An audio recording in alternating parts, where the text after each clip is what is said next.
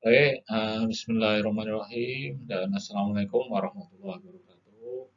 Alhamdulillah kita masih dipertemukan di mata kuliah elektronika industri atau juga bisa disebut otomatisasi industri. Jadi untuk minggu ini kita masuk minggu ke-15. Jadi ini hampir mendekati ujian akhir semester ya. Jadi saya harapkan pada mahasiswa semuanya untuk mulai belajar, terutama mulai belajar dari minggu setelah UTS ya. Jadi nanti materi di ujian akhir semester adalah materi setelah UTS ya. Jadi materi setelah UTS dan termasuk materi minggu ke-15 ini termasuk dalam ujian akhir semester. Baik, jadi untuk minggu ke-15 ini kita akan membahas di bab 6 kontrol diskrit menggunakan PLC ya. Nah, PLC sendiri ini adalah kepanjangan dari Programmable Logic Controller ya. Nah, jadi untuk objektif kuliah pada kali ini untuk mengetahui pertama kontrol diskrit, apa nanti yang dimaksud kontrol diskrit nanti akan kita bahas. Kemudian diagram logika tangga, terus ketiga pengontrol logika yang dapat diprogram, terus keempat komputer pribadi menggunakan soft logic ya. Jadi kita akan membahas beberapa topik ini di mata kuliah pada kali ini. Kita pertama akan sedikit membahas tentang kontrol proses diskrit atau bisa juga kita namakan produk individu ya. Jadi proses ini dia menghasilkan suatu produk individu dan juga atau bisa juga disebut tidak kontinu ya. Nah, jadi dia menghasilkan produk individu. Jadi contohnya dalam pembotolan atau produksi air jus ini, air orange ini dalam suatu botol plastik ini satu-satu. Nah, ini adalah contoh proses diskrit. Artinya dia menghasilkan produk satu-satu tidak atau tidak kontinu ya. Jadi sistem kontrol yang beroperasi pada parameter dan variabel yang berubah pada momen diskrit dalam waktu ya. Jadi sistem kontrolnya ya ada parameter dan variabel yang berubah pada momen tertentu ya dalam renggang waktu ya. Jadi ini adalah contoh proses diskrit ya, dan kontrolnya. Kemudian kontrol proses diskrit atau tidak kontinu ini berupa parameter dan variabel juga diskrit atau biasanya dia parameter dan variabel ini istilahnya individu ya, biasanya biner atau kosong atau satu, mati atau hidup, terbuka atau tertutup dan lain-lain. Kemudian dia bisa menggunakan sensor ya, sebagai contoh sensor ini adalah saklar pembatas. Saklar pembatas ini bisa kontak atau tidak kontak, fotodetektor hidup atau mati, timer juga bisa. Nah, hidup atau mati ini berupa sensornya. Kemudian aktuatornya. Nah, aktuatornya itu yang akan beraksi ya. Aktuator ini akan beraksi karena ada input dari sensor. Contohnya motor bisa hidup atau mati, katup bisa buka atau tutup, terus kemudian pencengkram bisa buka atau tutup. Nah, ini adalah contoh-contoh sensor dan aktuator yang terlibat dalam suatu kontrol proses diskrit. Kemudian untuk kategori kontrol diskrit ya adalah kontrol logika yang didorong oleh peristiwa, juga pengurutan atau dalam bahasa Inggrisnya adalah sequencing ya. Ini perubahan berdasarkan waktu. Nah, ini adalah contoh-contoh kategori kontrol diskrit.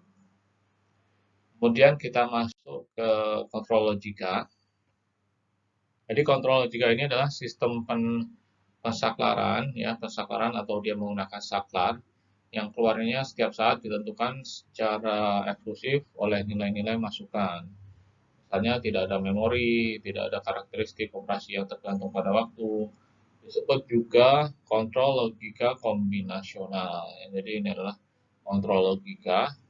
Ya, contohnya ada di diagram ini, di mana dia ada input dari ini sensor ya, dari sensor di sini.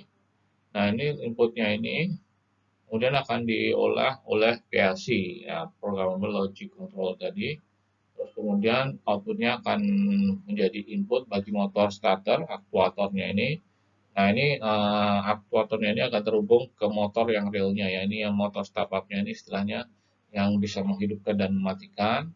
Nah, ini akan terhubung dengan motor. Motor ini akan menggerakkan shaft ini, yang kemudian shaft atau nanti akan menggerakkan baling-baling ya, shaft atau baling-baling ini akan menggerakkan sesuatu uh, di eh, di tempat yang terhubung oleh shaft ini, shaft atau istilahnya gardan ya bahasa Indonesianya, yang bisa menggerakkan baling-baling dan lain-lainnya. Baik, ini contoh kontrol logika. Kemudian ada elemen-elemen dalam kontrol logika ini.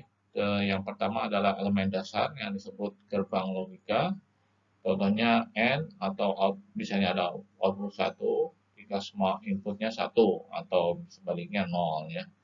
Kemudian kosong, keluarannya 1 jika ada masukan 1, 0 jika tidak. Ya. Terus kemudian not, output 1 jika input tunggal kosong dan sebaliknya. Ya, jadi not ini adalah keterbalikannya, yang bisa bila inputnya kosong dia akan menghasilkan 1, bila outputnya 1 inputnya kosong gitu dulu ya. Jadi ini kebalikan dari input dan outputnya adalah kebalikan. Ya. Terus kemudian elemen tambahan NaN ini kombinasi N dan NOT, NOR kombinasi OR dan NOT. Nah, ya jadi ini adalah elemen kontrol logika. Gerbang dan ini ya, di sini ada gerbang dan. Nah, ini rangkaian listrik yang menggambarkan pengoperasian gerbang logika N ya. Jadi contohnya kalau misalnya ini ada arus listrik, supaya lampunya hidup ini, kedua-dua saklar ini harus tertutup ya. Di sini kedua-duanya harus tertutup. Kalau ada satu terbuka berarti tidak bisa menghidupkan lampunya. Ya. Jadi ini contoh gerbang dan atau yang tadi N ya. Kemudian atau, nah kalau atau ini rangkaian listrik yang menggambarkan pengoperasian gerbang logika OR. Jadi apabila ada satu tertutup, jadi lampunya bisa hidup, tidak dua-duanya tertutup ya. Jadi satu tertutup atau dua-duanya tertutup, dia menghasilkan outputnya 1. Tapi kalau kedua-duanya terbuka atau kosong, dia tidak menghasilkan output atau outputnya kosong. Ya. Kemudian gerbang bukan. Nah, ini ada rangkaian listrik yang menggambarkan pengoperasian gerbang logika NOT. Jadi kalau di sini apabila dia terbuka, yang lampunya akan nyala. Tapi kalau dia tertutup, arusnya akan melewati yang gerbang ini ya. Jadi kalau satu dia akan jadi kosong, lampunya tidak hidup. Tapi kalau kosong dia dia akan menjadi satu lampunya. Ini adalah pengoperasian gerbang NOT. Baik, jadi untuk slide berikutnya adalah simbol untuk gerbang logika yang biasa jenis logika ini akan dipakai nanti di PLC atau Programmable Logical Control. Ini ada dua simbol yang dipakai di US, Amerika, dan secara internasional atau ISO. Nah, ini yang di US ini sama ISO ada bedanya ya, ada bedanya. Jadi yang N ini seperti ini, kalau di US ini ada istilahnya setengah lingkaran ya, dan kalian bisa lihat semua. Cuman di sini perbedaannya rata-rata cuman ada di gambar tengahnya ya. Jadi ini kalian bisa pahami ya. Jadi ini adalah perbedaan simbol-simbol untuk gerbang logika yang dipakai di Amerika dan juga secara internasional ini ya.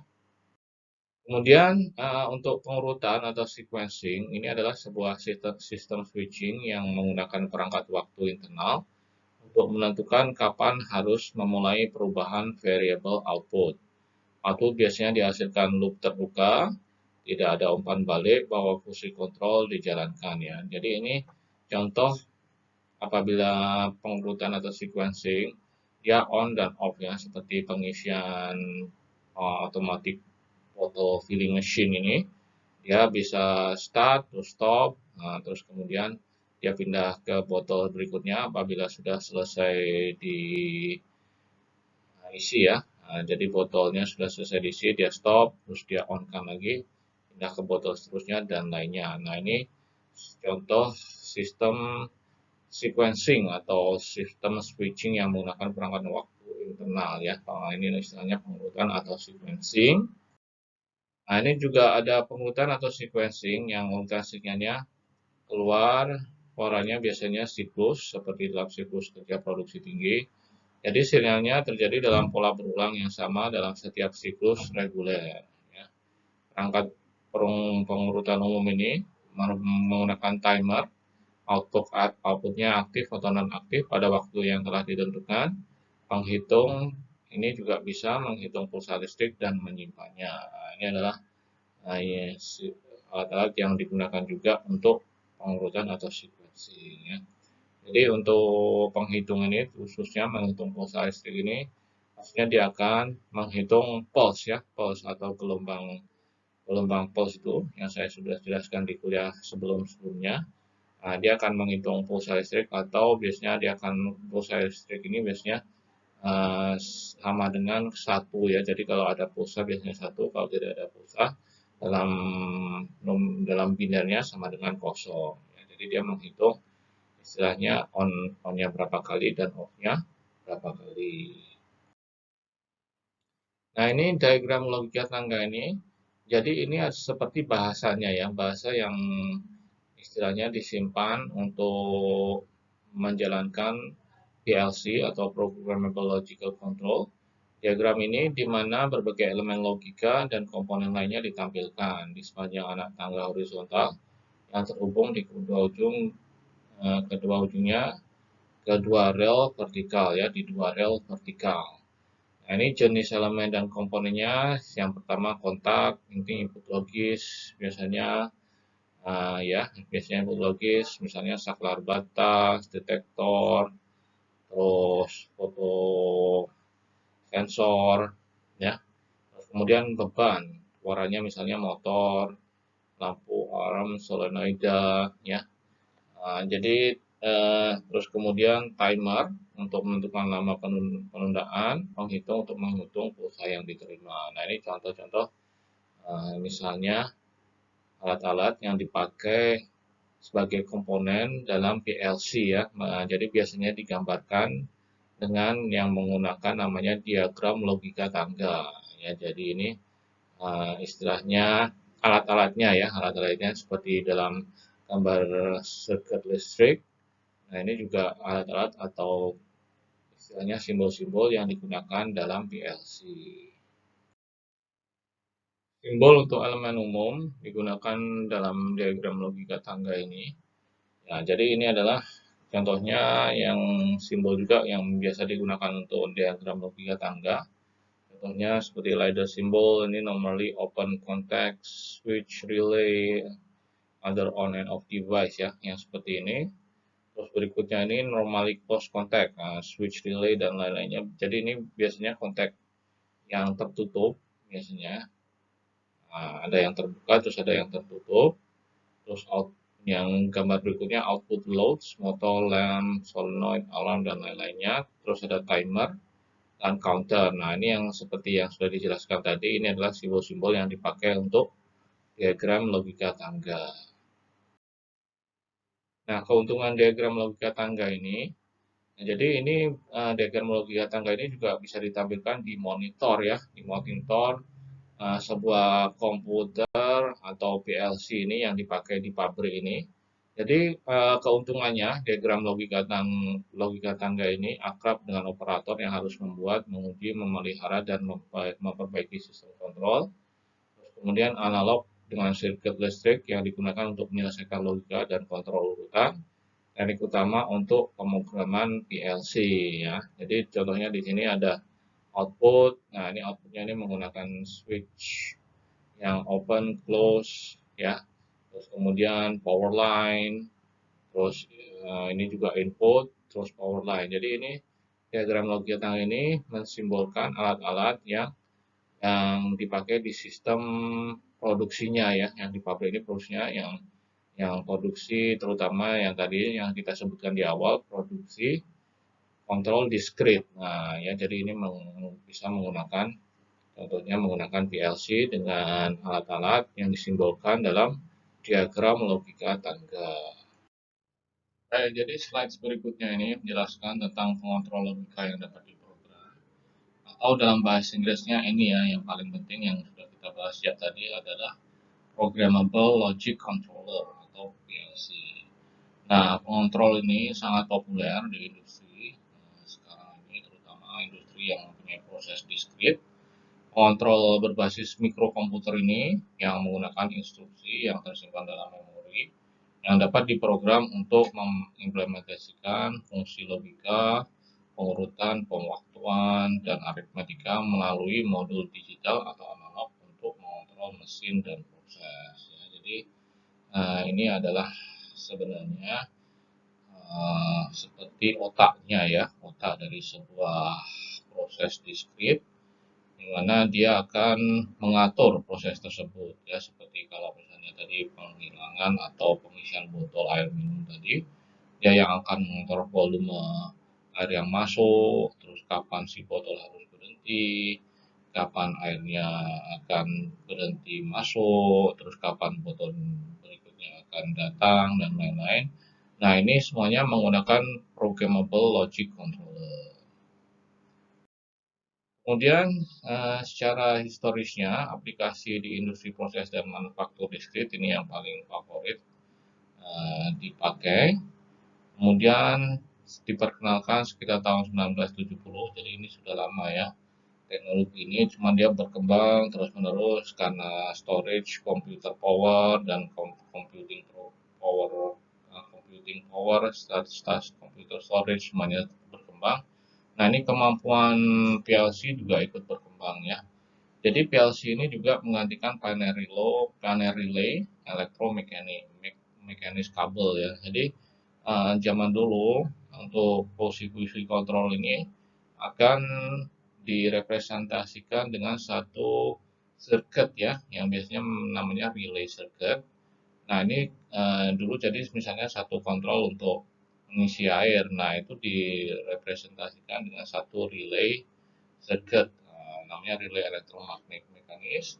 Nah, sekarang semuanya sudah digabungkan ya. Jadi ini seperti tadi pengontrol air waktu penghilangan botol air minum dan semuanya.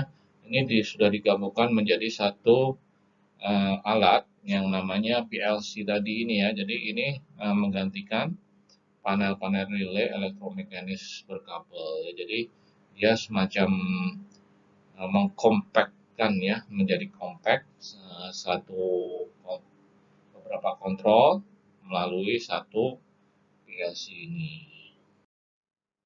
Nah, ini adalah komponen PLC-nya. Dia ada external source of power yang melalui power supply. Kemudian sebelah kanan ada input dan output modul. Terus ini ada prosesornya yang sekarang semakin berkembang dengan computing power yang semakin berkembang. Terus sebelah kiri ada programming device. Nah, ini yang bisa diprogram tadi menggunakan diagram ladder tadi atau diagram tangga tadi. Terus memory unit. Nah, yang semakin berkembang juga sekarang dengan kemampuan storage yang juga semakin berkembang atau memori yang semakin bertambah dari ke hari, kemampuan memori atau penyimpanan data ini semakin berkembang. Keuntungan PLC dibandingkan dengan panel control relay, jadi PLC ini, pemrogram PLC lebih mudah daripada memasang kabel panel control relay, ya. Terus kemudian PLC dapat diprogram ulang. PLC membutuhkan lebih sedikit ruang lantai, keandalan yang lebih besar, perawatan yang lebih mudah. PLC dapat dihubungkan ke sistem komputer dan juga terakhir PLC dapat melakukan lebih banyak variasi fungsi kontrol. Ya, jadi ini adalah keuntungan PLC dibandingkan kabel-kabel panel control relay ya. Jadi yang saya terangkan tadi waktu zaman dulu kontrol yang dipakai di industri ini banyak menggunakan kabel-kabel ya. Jadi ini dia ukurannya besar dan dia agak susah untuk dibetulkannya apabila salah satu panel relay ini rusak akan mengganggu semua proses dan dia akan istilahnya mencek satu-satu mana kontrol relay yang rusak baru dia bisa perbetulkan prosesnya. Nah, ini sekarang sudah diganti dengan PLC, ya lebih mudah untuk diprogram dan kita tahu bagian mana yang rusak yang perlu diganti dalam PLC tersebut sehingga dapat memudahkan maintenance dan perbaikan apabila ada kerusakan. Komponen PLC, nah ini seperti yang tadi ini penjelasannya. Prosesor ini menjalankan fungsi logika dan pengurutan dengan mengoperasikan input PLC untuk menentukan sinyal output yang sesuai. Kemudian juga ada model input dan output, ini koneksi ke proses. Unit memori berisi program logika, pengurutan, dan operasi input dan output. Satu daya ini mengubah tegangan 120 volt AC menjadi DC kurang lebih sebesar 5 volt, kompatibel dengan peralatan proses. Ya. Terus perangkat pemrograman. Ya, ini yang saya sudah terangkan tadi. Ini adalah penjelasannya yang lebih detail ya tentang major component of a common PLC.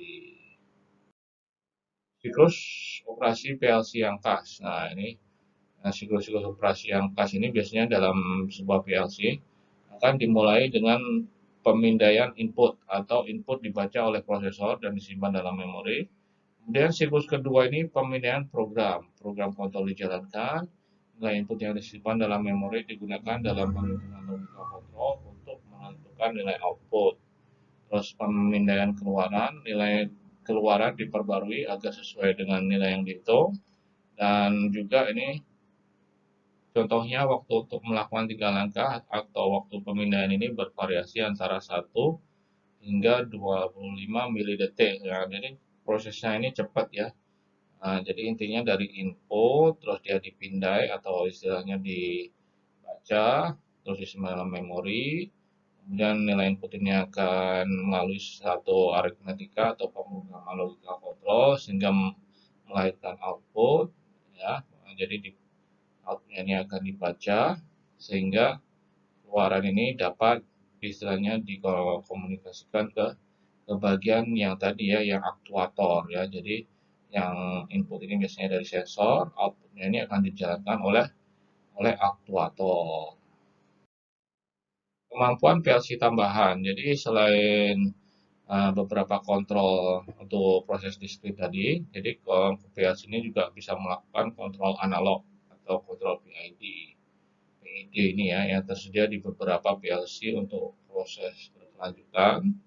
Terus kemudian fungsi aritmetika memungkinkan algoritma kontrol yang lebih kompleks untuk diimplementasikan daripada logika konvensional dan elemen pengurutan. Terus juga ada fungsi matriks, misalnya pemrograman linear untuk kontrol optimal, dan selanjutnya pemrosesan dan pelaporan data atau dalam misalnya aplikasi bisnis. Jadi ini kemampuan tambahan lainnya ya dari kontrol analog. Analog ini istilahnya kontrol yang selain digital ya, kontrol analog ini yang mempunyai ukurannya. Jadi kalau kontrol digital itu biasanya menggunakan satuan biner 1-0, kalau analog ini menggunakan istilahnya dia seperti perhitungan volume, terus tekanan, temperatur. Nah, itu semuanya menggunakan namanya perhitungan analog ya. Terus kemudian beberapa fungsi aritmetika, fungsi matrik, dan sekaligus data-datanya bisa langsung kita compile atau kita jadikan sebagai aplikasi bisnis ya. Jadi di mana analitik selanjutnya atau analisis selanjutnya bisa dilakukan ya, yang menghasilkan data-data yang bisa dipakai untuk rekomendasi bisnis. Kemudian pemrograman PLC. Nah, ini ada beberapa cara, biasanya dengan menggunakan bahasa grafis, diagram logika tangga ini yang paling banyak digunakan, terus diagram blok fungsi, instruksi yang terdiri dari blok operasi yang mengubah sinyal input. Kemudian bagian fungsi berurutan, ini serangkaian langkah transisi dari satu keadaan ke keadaan berikutnya. Ini biasanya dipakai di negara Eropa yang bahasa grafis ini. Terus kemudian bahasa berbasis teks, ini daftar instruksi bahasa komputer tingkat rendah, terstruktur bahasa komputer tingkat tinggi. Nah, ini yang di bawahnya adalah contoh-contoh instruction tadi bahasa grafis. Yang bahasa grafis ini yang di sebelah ini ya, yang di sebelah yang di sebelah kiri bawah nomor 3. Jadi yang sebelah sini ini bagian grafis ini. Nah, ini bisa ini. Nah, ini yang function block diagram ini berupa grafis. Nah, ini juga kemudian yang berupa grafis di sini ya, yang sequential function chart ini juga berupa grafis. Ini grafis. Nah, ini ladder diagram ini juga grafis. Nah, terus kemudian yang bahasa teks ini yang instruction di sini ya. Nah, ini instruction di sini adalah bahasa yang berbasis teks. Terus kemudian structure teks. Nah, ini adalah juga yang bahasa berbasis teks. Ini contohnya teks terstruktur atau bahasa komputer tingkat tinggi. Ya. Jadi ini adalah tipe-tipe pemrograman yang biasa dipakai untuk PLC. Jadi sekarang kita masuk komputer pribadi menggunakan soft logic. Jadi di komputer pribadi ini banyak tersedia dalam wadah yang kokoh untuk lingkungan pabrik. Jadi komputer pribadi ini atau yang dalam gambar ini yang dipakai oleh operator ini, nah ini ya terutama komputernya ini dia banyak disimpan di dalam wadah yang kokoh untuk lingkungan pabrik atau lingkungan yang kasar ya biasanya yang ada temperatur tinggi, debu dan lain-lain. Terus keyboard tipe membran untuk melindungi dari kotoran dan kelembapan. Jadi ini dilapisi oleh tipe membran atau dia dilapisi oleh lapisan membran sehingga dia melindungi dari kotoran dan kelembapan. Dapat dipesan dengan kartu input output dan perangkat keras lain yang terhubung ke mesin dan proses. Istilahnya dia uh, dapat membaca ya, dapat membaca kartu input output ini biasanya menggunakan thumb drive dan lain-lain. Juga perangkat keras lain bisa dihubungkan dengan PC ini ya, dengan komputer pribadi ini yang juga terhubung ke mesin dan proses. Ya. Nah ini sekarang banyak komputer pribadi ini yang bisa melakukan kontrol atau pemrograman. Ini banyaknya menggunakan ini yang namanya soft logic ini ya. Nah, ini adalah bahasa programnya. Kemudian komputer pribadi menggunakan soft logic ini dia diinstal dengan Windows biasa untuk mengimplementasikan aplikasi kontrol. Dapat diperlukan dengan logika lunak, perangkat lunak yang mengemulasikan operasi perangkat lunak kontrol bawah di bawah PLC ya. Jadi kontrol bawaan PLC. Jadi dia istilahnya komputer ini bisa dihubungkan dengan PLC.